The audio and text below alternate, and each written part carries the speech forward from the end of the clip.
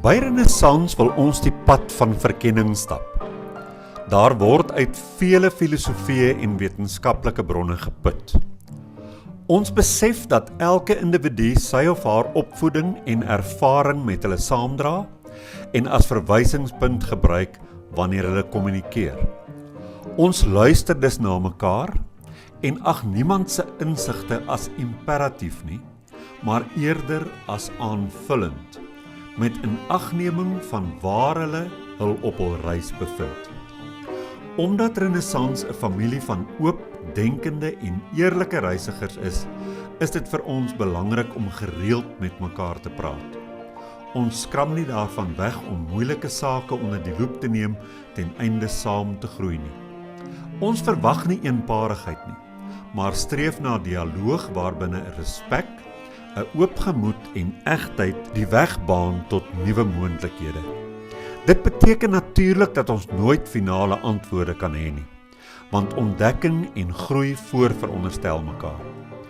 Daarom wil Renaissans 'n veilige ruimte wees vir mense wat verken. Ons weet dat daar in alle tradisies waarheid te vind is. Daarom poog ons om ons ontginnings daaruit met eerbied en respek te doen, op soek na dit wat universeel en vir ons van waarde is. Ons waardes word gekenmerk deur openheid, egtheid, liefde en nederigheid en bovenal om nie te veroordeel nie. Renaissans bied 'n gemeenskap aan mense wat op soek is na ander wat die wêreld van spirituele verkenning met hulle kan deel. Of dit 'n fisiese gemeenskap is waarna jy op soek is, en of jy virtueel wil deelneem, Renaissans maak ruimte vir beide. Jy gaan nou luister na 'n opname van een van ons byeenkomste. Jy's welkom, neem deel, plaas jou kommentaar, geniet hierdie ervaring saam met ons.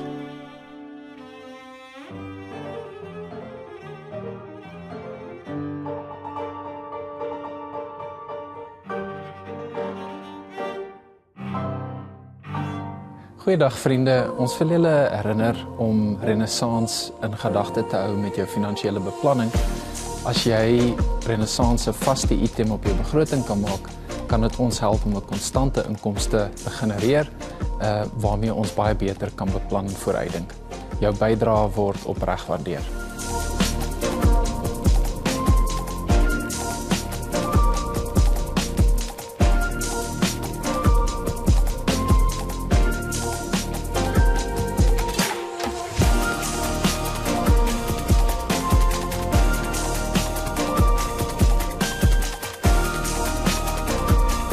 Watter stories vertel ek vir myself oor myself? En dit gaan daaroor dat ons oor jare stories begin glo, wat dan die draaiboek word vir my lewe. En dit gebeur op vele maniere. Maar dit maak vir my die onderwerp waaroor ek verlede week gepraat het, naamlik dat die ego van stories leef, nog groter en interessanter, maar dikwels meer ontstellend selfs. Nou die vraag is dan, watter storie oor jouself het jy vir so lank geglo, dat jy nie meer weet waar jy daaraan gekom het nie? So het dit al deel geword van wie jy is. Mense sê goed soos, ek is nie goed met mense nie. Ek is maar die een wat altyd moet toegee. Ek is mos nie iemand wat alleen kan wees nie. Ek is nie slim genoeg nie. Mense soos ons doen nie sulke goed nie. Ek is die verantwoordelike een in hierdie familie wat altyd die kastanjings uit die vuur moet krap. Ek moet sterk wees, want ander mense is afhanklik van my. Op my ouderdom verander 'n mens mos nie meer nie. Nou dan praat 'n ou nie meer hoofsaaklik van interpretasie van gebeure nie. Jy praat nou meer oor interpretasies wat naderhand 'n lewensnarratief word. Dis nie 'n kort episode in jou lewe waar iemand, soos ek verlede week gesê het, jou ignoreer wanneer jy 'n boodskap gestuur het en jy interpreteer dit verkeerd en jy reageer verkeerd nie. Hierdie is ganse stories wat jou hele lewe beslaan en wat maak dat jou lewe 'n koers kry. Dat daar 'n teks geskryf word vir jou lewe. Hy's in jou geprogrammeer deur interpretasies van goed wat tevore gebeur het. So jou geskiedenis skryf eintlik vir jou 'n storie in jou kop en jy dink jy besluit self. En dit gaan baie oor 'n eksterne en 'n interne locus van kontrole, hierdie praatjie van vandag. Word ek van buite beheer of het ek besluitneming en het ek agentskap baas geraak sodat ek self my lewe stuur? Nou eerstens kry ons stories, ons erf hulle voordat ons nog enigstens kan skryf. Ons word in verhale gebore, soos wat ek nou gesê het. Dinge soos, jy was nog altyd die moeilike kind. Jou broer was die slim een. Ons familie is nie regtig mense wat begaan is oor. Doetjie. Ons mans in hierdie familie huil nie. Jy moet altyd ander mense eerste stel. My kind, vrede is belangriker as enigiets anders. Ons mense is anders as hulle. Aanvanklik is dit die goeters wat ander mense oor ons sê, soos ons ouers. Daai goed wat hulle so uitspreek oor ons en ons familie en oor jou. Maar later word dit dinge wat jy vir jouself begin sê. En uiteindelik klink dit nie meer vir jou soos 'n storie nie. Ma se stem, ouma se stem, oupa, pa, almal se stemme word vervang deur iets wat stemloos net geword het. Dit klink naderend soos ek. Daai stemme word my interne aanvoeling vir my eie identiteit. Dit is wie ek is. En daar lê baie sterk onderskeid hier wat 'n mens moet tref. Daar's 'n verskil tussen my geskiedenis en my identiteit. Ek moet onderskei tussen die pad wat ek gestap het en die ek wat daardie pad gestap het en voort moet stap. Iets kon werklik met my gebeur het, sonder dat dit hoef te bepaal wie ek vir die res van my lewe gaan wees. So ons ontvang reeds 'n groot deel van ons woordeskat in hierdie selfspraak en narratief, in hierdie prentjie en definisie van myself. Ontvang ons uit die geskiedenis en dan interpreteer ons maar die hele liewe tyd, soos wat ons verlede week gesien het. Die ego maar doen. Jy bou 'n storie rondom hierdie woordeskat. Nou daar is stories wat 'n kultuur vir ons gee, want ons word nie met 'n leë brein gebore nie en ook nie in 'n neutrale wêreld nie. Ek word in 'n kultuur gebore. Solank voordat ek krities kan dink, dan leer my kultuur vir my wat dinge behoort te beteken. Hoe hulle behoort interpreteer en verstaan te word. Ons kultuur vertel vir ons wat 'n suksesvolle lewe is. Wat 'n goeie man is, wat 'n goeie vrou is. Hoe 'n behoorlike normale gesin lyk. Wat normaal is en wat vreemd is. Waaroor 'n mens kan praat en waaroor jy moet stil bly. Wat jy met jou lewe behoort te doen. En dan kom godsdiens en godsdiens voeg nog 'n laag hierby, want godsdiens gee nie net vir 'n mens reëls waarvolgens jy moet leef nie, dit gee vir jou 'n hele interpretasie raamwerk vir die hele werklikheid daar buite en nie binne. 'n Mens het byvoorbeeld 'n intense euforiese of mistiese ervaring, dis eg, maar die ervaring, so eg en diep as wat dit kan wees, word verklaar deur die raamwerk wat my godsdiens tydens my grootwordjare aan my verskaf het. So 'n Christen sal byvoorbeeld sê, Jesus het met my gepraat. God se stem het met my gepraat. Iemand anders gaan uit dieselfde ervaring met 'n ander raamwerk, 'n ander interpretasie hê van wat daar gebeur het, want daar's ander simbole en begrippe. Dit beteken nie dat hierdie ervarings nie bestaan nie. Dit beteken nie dat wat jy gevoel het vals is nie. Maar wat ons doen is, die interpretasie vervang bykans die ervaring. En dit is mos wat ons doen, daar's 'n feit, 'n gegewe, maar hoe ek dit interpreteer, word vir my eintlik die gegewe. Dit word die gebeure, en presies so gebeur het met mense wat hierdie diep ervarings het, mystiese ervarings het. Hulle sê, dit was die ervaring, maar wat hulle nie besef nie is, my raamwerk het vir my 'n interpretasie verskaf, en ek het 'n storie gebou rondom die ervaring, en dit het die ervaring vervang.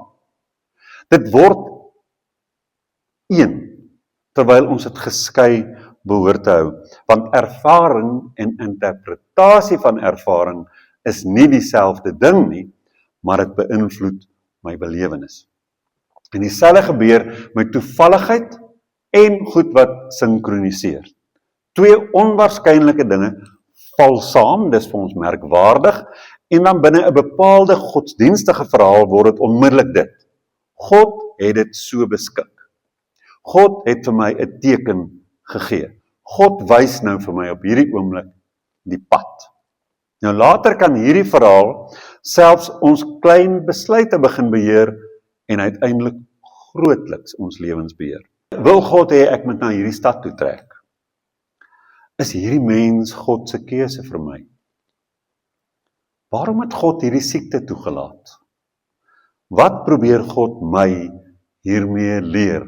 Dan is ons terug in daai ding wat ek gepraat het in die reeks oor antieke beskouings, dat die heelal my dophou en die heelal wil eintlik vir my stuur, 'n eksterne locus van kontrole. En dan word die onderliggende verhaal, daar's reeds 'n draaiboek vir my lewe geskryf. My taak is net om uit te vind wat die skrywer volgende van my verwag. Dit beteken ek speel 'n rol en iemand anders het die draaiboek geskryf. Dit kan vir sommige mense groot troos bring, en 'n mens moet dit sê, want die lewe is so genuanceerd. Sommige mense leef nou so, en veral as jy baie oud geword het en jy leef in daai skema, dan bied dit vir jou veiligheid en troos. Maar dit kan ook jou vermoëns verswak. Jou vermoë tot agentskap. Jou vermoë om besluite te neem. Dit kan jou totaal oorgee aan 'n eksterne locus van kontrole waar jy die hele tyd in onsekerheid gaan vra wat moet gebeur. Mense raak naderhand so swak in besluitneming dat jy nie vir jou 'n trui kan gaan koop sonder om 'n vriend of vriendin saam te neem wat ook net daarom 'n opinie kan gee. Hierdie is my lewe. Ek moet met die beskikbare kennis wat ek het besluite neem, ek moet onsekerheid aanvaar, ek moet uit hierdie besluitnemingsprosesse leer en uiteindelik goed word daarin om te kan besluit en verantwoordelikheid vir my eie keuses te dra. Kultuur kan baie maal dieselfde doen as wat godsdiens doen. 'n Kultuur hoef nie vir jou uitdruklik te sê, jy mag nie anders wees nie. Al wat 'n kultuur hoef te doen is om vir jou te leer wat is normaal. Dan skakel ons onmiddellik uit wat nie mag wees nie en wat nie normaal is nie. Dan begin jy daarvolgens jouself redigeer. Dit raak jou beroep, dit raak jou huwelik, dit raak jou geslagsrolle, jou status en jou sukses. Selfs watter soort mens jy jouself toestemming gee om te word.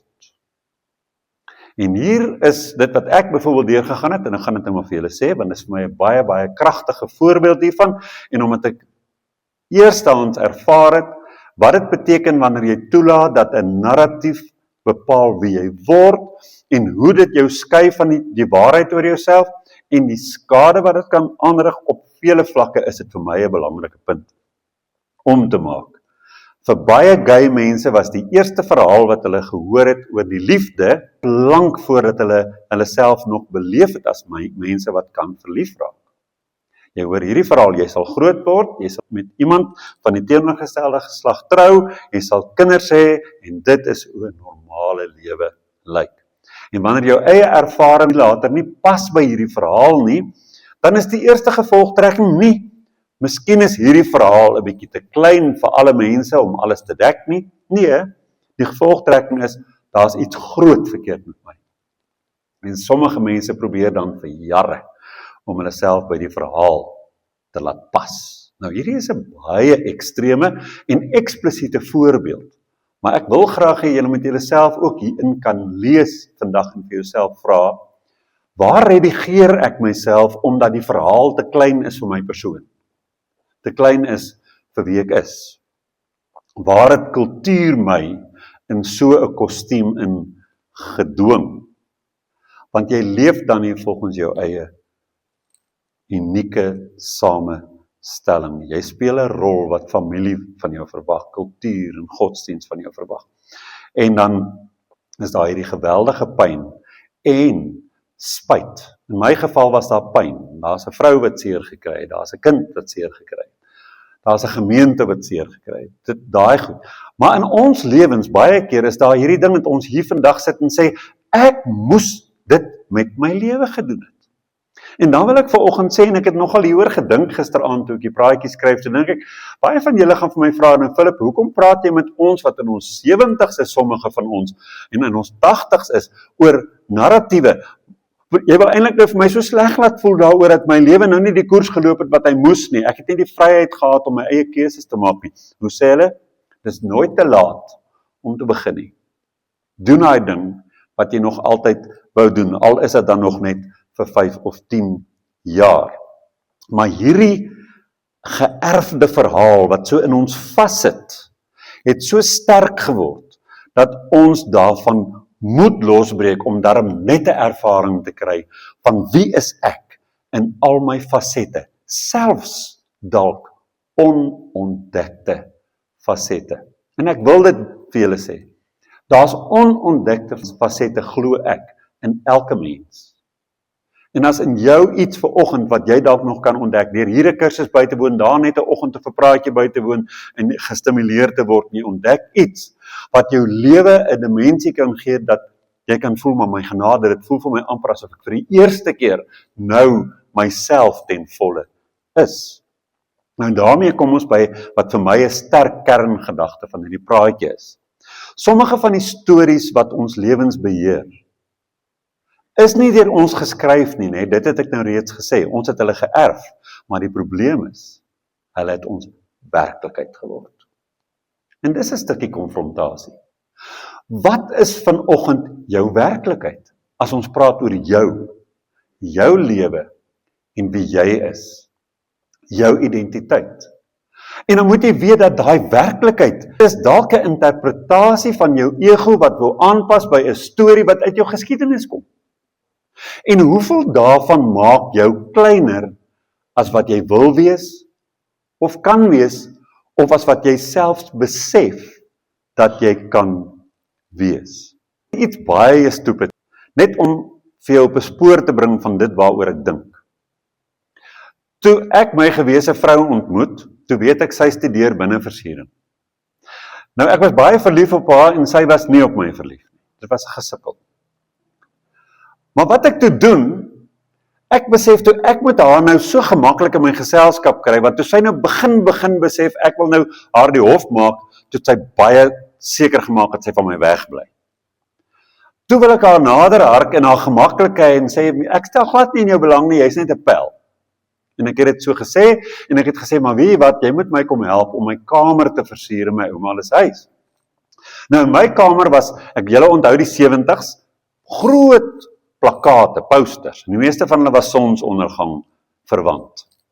En hulle was met prestiek teen die mure geplak. Lelike kamer gewees, ek kan jou nou voorstel hoe lyk dit. En ek bring haar daar in, en ek sê, maak hierdie kamer mooi, en sy het vir my so gekyk, sê, aarde tog, wat gaan ons hier aan doen? En toe maak ons my kamer mooi. En ek ontdek iets, wat ek sekerlik as ek daai vrou nie ontmoet het nie gou sou ontdek nie, en dit is dat ek goed is met binneversiering. Baie goed is daarmee. Dit het iemand en 'n koneksie gekos, en iemand wat dit voor my oë doen, om net tjuk, knoppies in my aan te skakel, en toe ek weer sien, toe gaan my hele brein daarvoor oop. En dis waarvan ek praat. En moenie dink jy's te oud daarvoor nie. 'n Blootstelling kan ongelooflike nuwe kamers in jou brein se deure laat oopswaai, en jy word iemand wat jy nie gedink het jy kan wees nie, en dit verryk en verruim jou lewe baie. En dis waarvan ek praat. Ek sê vanoggend, jy het 'n werklikheid oor jouself, en dis vir jou die werklikheid, dis wie ek is. Ek sê vanoggend vir jou, dit maak nie saak of jy 75 of 80 of 85 of 90 is nie. Jy kan nog meer wees. Daar's kapasiteite in jou, daar's passies in jou, wat so diep onderdruk is deur die narratief, dat dit nooit deel van jou werklikheid geword het nie, maar dit lê dormant en latent daar. En gaan toets dit 'n bietjie. Dit kan baie kleur by jou lewe byvoeg. My doel is nie vanoggend om te sê, kultuur of jou ouers of jou geskiedenis of godsdiens is in alle gevalle skadelik nie, natuurlik nie, daar's baie boublokke gewees, en baie van wat ons werklikheid vanoggend en ons identiteit is goed en is mooi en dit pas by my, en dit het my gehelp. Daar's ook waardevolle verhale oral om ons, en ek wil dit vanoggend sê ter wille van nuance. Selfs godsdienstnarratiewe is nie noodwendig skadelik nie. As jy die woord godsdienst hoor, moet jy nie net noodwendig dadelik sê, dit is gelyk aan groot skade, soos wat sommige van die nuwe ateïste ons wil wys maak nie. Godsdienst is per se sleg. Dit is daarom wraggies nie die waarheid nie. Godsdienst kan die betekenis vir gemeenskappe gee. Godsdienst kan vir individue hoop gee, dit kan 'n taal bied vir menslike ervarings, maar dit moet net onderskei word van wat werklikheidsbegronding het, en dis vir my belangrik. Marius Herald het altyd gesê, jy kan enige iets glo, solank jy net bietjie gaan kyk, of dit darm 'n refleksie is van die werklikheid, en hier moet 'n mens nogal werk begin doen. So vir my is die volwasse vraag, of die volwassenheidsvraag vanoggend dit, kan ek onderskei tussen wat ek ervaar, sou ek godsdienstig wees byvoorbeeld, maar kom ons sê ook spiritueel, want spiritualiteit het ook baie metafisiese narratiewe, wat nie noodwendig getoets is nie. Mens moet die goed toets. Kan ek onderskei tussen wat ek ervaar, en die verhaal waarmee ek geleer het, om die ervaring te verklaar? Kan ek dit fynkamp? En miskien kan myself ook hierdie vraag vra, watter deel van die storie waarvolgens ek vandag nog leef, het ek self gekies? Het ek oor gedink? En watter deel het ek bloot verwelkom en oorgeerf en my eie gemaak? En dis vir my nodig dat ons hierdie soort verhale fynkamp vir daai begronding in die werklikheid. En daarmee praat ek nie net van die werklikheid daar buite nie, ek praat van die werklikheid hier binne in my. Is my lewensstorie begrond in wie ek werklik is? En waar dit gebiedend noodsaaklik raak, en dis hopelik iets wat nie op enige een van ons in hierdie vertrek vandag betrekking het nie, is maar in die geval van ideologie. Want wanneer ideologie vir ons begin dink, pleks daarvan dat ons self dink, dan gebeur baie donker dinge. En hier wil ek 'n punt maak waaroor ek in hierdie week lank gedink het. Want ek het dit by niemand anders gehoor nie. Ek het net daaroor gedink en besluit ek wil dit vir julle so uitgooi as 'n hipotese. Wanneer 'n mens ideologie aanvaar, glo ek dat daai ideologie trou met die skadu of donkerte in ons wat Jung van praat, waarvan jy nie bewus is nie. En as jy nie gaan dink nie, en die ideologie ook gaan fynkamp nie, en net eenvoudig inkoop, kan daai ideologie trou met daai skadu, en dit is dan wanneer die ideologie en my skadu saam ongekende skade kan aanrig, sonder dat ek in beheer is van die proses. En dit is wat ek dink, wat Hannah Arendt wou sê, toe sy gesê het, daai nasie het net een ding wat anders in hom is as aan die volgende ou wat nie daai klomp onreg gepleeg het nie. Daai ou het opgehou om te dink. En ek het dit vir julle so gesê, en ek het na die praatjie gaan terugluister, en ek gaan lees vir jou oor, sy het eintlik 'n ander woordjie ingevoeg, en dit is nogal belangrik. Sy het gesê, hy het opgehou om vir homself te dink. Dis die ding. As jy toelaat dat 'n nasie-ideologie vir jou dink, en jy is nie in kontak met jou eie skadu nie, gaan daai skadu met hierdie ideologie trou, en jy is 'n moordmasjien. En dit gebeur in ons lewens ook so, en jy sien dit. Ek weet nie of julle ook so geskok is, as jy Netwerk 24 lees, of op Facebook lees, en al die politiese goed in ons land, en ook in ander plekke, kom so ter sprake. Julle, ek is party daar stom geskok, vir die verskriklike, ek gaan nou die woord sê, vieslikhede wat mense kwytraak. Vieslik. Dat my ma vir my sê, ek kan nie glo mense praat so nie. Wanneer hulle praat oor die politiek, wanneer hulle praat oor ons land, wanneer hulle praat oor die ANC, wanneer hulle goed teen mekaar opweeg, hê jou opinie, maar vir my is dit 'n duidelike teken daarvan, ek het 'n ideologie. Ek is teen daai ideologie, ek is nie van my eie donkerte bewus nie, en ek sê in die donkerste, kruiste taal goed oor ander mense se sogenaamde donker, maar in die proses openbaar ek my eie stuk donker. Dit is vir my 'n baie gevaarlike plek waar ons kan beland. As jy nie meer vir jouself dink nie, en daarmee saam ook nie bewus raak van jou eie skadu en jou eie donker nie, dan word jy 'n moordmasjien. Jy moord mense ook emosioneel. Nou, ons onthou ons verlede ook as 'n verhaal. En dis waar ons stories 'n nuwe betekenis kry op 'n neurowetenskaplike en 'n sielkundige vlak of dimensie. Want die geheue, en dit het ons ook al oor gepraat, ons geheue is nie bloot 'n videoband wat jy van die rak afhaal, jy druk hom in die videospeler en dan kyk jy die prentjie van jou verlede. Elke keer wanneer jy die boek van 'n storie uit jou verlede van die rak afhaal, sê hulle beskadig jy hom. Jou brein herinterpreteer, want jy dink jy onthou alles, maar jy vul gapings in sonder dat jy dit weet. So die storie verander bietjie, die hele liewe tyd. So wat ons doen is, ons rekonstrueer ons verlede voortdurend. Ons huidige beeld van onsself beïnvloed byvoorbeeld ten sterkste watter temas in my geskiedenis ek gaan belig. As ek byvoorbeeld glo, ek was nog altyd die buitestander, dan sal my brein elke keer wanneer ek na my verlede toe gaan om daai goed weer oor te vertel, sal hy die oomblikke gaan vind waar ek uitgesluit was. Dit beteken nie die uitsluiting was denkbeeldig nie, miskien is jy baie kere uitgesluit, maar dit beteken dat daar duisende ander kere is wat jy ingesluit was, maar wat jy nie in die rekonstruksie van die verhaal verreken nie, jy gaan haal dit nie. Dit raak verlore, daai storieetjies kry nie 'n rol in die verhaal wanneer jy hom vertel nie. En dan organiseer ons eintlik ons verlede om 'n reeks herinneringe te word wat pas by my huidige werklike beeld van myself. So alles pas naderhand by 'n storie waarin ek ingekoop het. En niks is meer regtig werklik en volledig nie.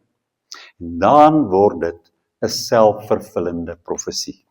En hier wil ek net so 'n bietjie tyd bestee. Want dit is 'n vrugbare onderwerp, pun intended. Hier skep ek. Ons stories beskryf nie net ons lewe nie. Hulle help ons om die lewe wat nog voor lê te produseer. So kan jy net dink, jy sit vanoggend hier die jare wat jy oor het en hoe kosbaar is hulle nie op hierdie stadium van 'n mens se lewe nie. Dis kosbare jare wat voor lê. Want dit wat verby is baie langer. Dis korter wat voor lê. En om te dink, jy sit dalk nou hierso en jy is besig om op 'n pad te stap waar jy 'n lewe produseer vir jouself, 'n toekoms produseer vir jouself, skep, wat begrond is op 'n selfvervullende profesie, op iets wat nie hoef te wees nie. Nou ek gaan net baie skerp sielkundige temas hier gebruik, maar ons kan ander goed ook gebruik en sê, jy glo dalk jy's nie eintlik 'n sosiaal aanvaarbare mens, in die sin dat mense is nie baie mal oor jou nie. Jy het maar so 1 of 2 of 3 mense wat regtig van jou hou, want jy's vir die ander bietjie vreemd. Dan verwag jy om nie ingesluit te word deur 'n klomp mense nie. Jy beskerm jouself teen hulle. Jy stel jouself nie bloot nie. Mense begin jou beleef as afsydig of nie belangstellend nie. Hulle kom nie meer so baie nader nie, jy kry nie meer so baie uitnodigings of toenadering nie. En dan word dit waar en dan sê ek het mos geweet. Ek is nie juis 'n sosiale mens nie. Of jy sê ek is nie iemand wat voor mense kan praat nie. Dan vermy jy dit. Jy kry nooit die ervaring nie, so daar's nie oefening nie. Jy bly angstig die paar keer wanneer jy moet praat en jy vaar swak wanneer jy moet praat, want jy het nie oefening gekry nie en dan sê jy, sien jy, ek kan dit nie doen nie. So die storie het 'n getuienis vir homself begin word, want hy het sy eie vrug voortgebring. En dit gaan vir my veel dieper as net hierdie verkeerde interpretasies van sulke ekstreme goed. Daar moet goed in ons lê, waar jy besig is om 'n ding konstant in jou eie lewe in te voer, wat vrug dra, omdat jy iets glo, wat hoegenaamd nie waar is. So hoe klein kan ons onsself nie hou nie, as ons bly by die storie wat tot vandag toe oor ons vertel is. Met ander woorde, julle hoor wat ek vir julle begin sê. Ek sê eintlik vir jou eksplisiet, die storie wat jy vandag oor jouself glo is nog te klein. Jy's groter as daai storie. Gaan soek daai groter, gaan soek daai meer. Sommige slegte stories is egter waar. En 'n mens moet dit ook sê terwille van redelikheid, terwille van 'n werklikheidsbegronding en terwille van nuance. Ek het baie keer al vir julle gesê, ek hou nie van 'n toksiese positiwiteit nie. Ek hou nie van oordrewe positiwiteit nie, want daar's plekke waar mens en goed waaroor 'n mens nie hoef positief te wees nie. Trouwens, ek dink dit sou nie positief wees om daar positief te wees nie. So, hier's 'n realisme waarvan ek hou. Iemand kan vir my sê, my pa het my verwerp, en dis waar. Iemand kan vir my sê, my huwelik het misluk, en dis waar. Ek het bankrot gespeel. Daardie mense het my verneder. Ek is geboelie, en so meer. Dit is waar. Persoonlike groei vereis nie dat ons verlede mooier moet vertel, as wat dit werklik was nie. Maar my vraag is dit, wanneer het iets met my gebeur, en wanneer het ek besluit dat ek van daardie gebeurtenis, wat eintlik maar oral oor die wêreld heen versprei word, dit gebeur met baie mense. Wanneer het ek besluit dat ek dit 'n uitspraak gaan maak oor wie ek is? Ek is verwerp kan 'n historiese feit wees. Maar wanneer het ek besluit dat ek iemand is wat altyd verwerplik sal bly? Waardig om verwerp te word. Want dit word 'n lewensverhaal. En dis die goed wat so gevaarlik is aan hierdie narratief. Hierdie goed wat ek so glo en wat diep in my siege lê, en wat ons later glo ons volwasse is om maar net te aanvaar oor onsself. Dit is alles benouende goed, dit is alles goed wat ons ketting, dit bind ons, dit verkleineer ons, dit hou ons klein, dit beperk ons. En ons moet uit hierdie goeders uitbreek. Wanneer het jy besluit dat die talle dinge wat in jou lewe met jou gebeur het, wat jy self ook gedoen het, wat nie so positief was nie, dat dit jou lewensverhaal moet word. Dit is nie jou identiteit nie, jou geskiedenis. Ek het dit net nou al gesê. En jou identiteit is twee verskillende goed. Want as jy gaan toelaat dat jou geskiedenis jou identiteit word, dan gaan jou geskiedenis ook jou toekoms word. Maar as een manier waarop ek skeiding kan bring tussen geskiedenis en van toekoms 'n blinker ding kan maak as wat geskiedenis was, en dis dat ek 'n vraag vir myself vra oor my identiteit, en in daai vraag moet ek so diep gaan delf en so gaan fynkamp dat ek ontslae kan raak van stories wat my beperk en net dit hou wat my help en werklike boublokke is, en moet gaan ontdek, wat het hierdie storie my voor blind gehou? Watter latente goed lê in my, wat my storie my nie vertel het nie, so ek het dit nooit van myself geweet nie. Nou daar kom ons nou by stories oor groepe. En hier gaan ons nou baie verder as net selfhelp. Families het stories. Kerke het stories. Volke het stories. Politieke groepe het stories. Wat die storie ook al is, jy word uiteindelik deur daai storie in 'n hoek in geverf. Baie van daai verf se kleure is pragtig, maar daar's nog kleure. En watter kleure het jou kerk jou nie geverf nie? Watter kleure het jou familie jou nie geverf nie? Watter kleure kan die Afrikaner volk jou nie verf nie? Pragtige ander kleure wat ons by ander nasies moet gaan haal en ook onsself daarmee verf. Watter waarhede het jou volk nie belig nie, het jou kerk nie belig nie, en jou familie nie belig nie. Al daai goed het ons eerder gesien as vreemd. Dit bedreig ons lewe, dit bedreig ons storie. Maar dikwels is daai goed wat so bedreigend lyk, is daar dinge, as jy daar gaan rondkrap, kom jy agter, jete, dit is soos 'n help my krapwinkel, as jy daar gaan rondkrap, in daai kerk, daai kultuur, dan kry jy goud. En vir my is een van die grootste uitdagings nou, as jy dink in terme van transcendeer en sluit in, is dit vir my om selfs te gaan krap in kerke en in godsdienste en goed, wat ek beskou as antiek. En net te gaan sê, maar daar moes goed wees wat pragtig is daar. En veral in ander godsdienste waarin ek nie groot geword het nie, want hulle sê mos, as jy net een godsdienst ken, ken jy geen godsdienst nie. Dis vir my 'n baie diep stelling daai. As jy net die Christendom ken, dan ken jy eintlik nie godsdienst nie. Jy verstaan nie waar dit ingebed lê nie. En as jy net jou kerk geken het, dan ken jy eintlik ook nie eers Christendom nie. En dis vir my lekker om bietjie te gaan krap in ander godsdienste en ander kerke en te kyk, wat was regtig pragtig daar, wat ek in my storie kan inwerk. Maar ja, so dieselfde selfvervullende ding gebeur op 'n groepsvlak.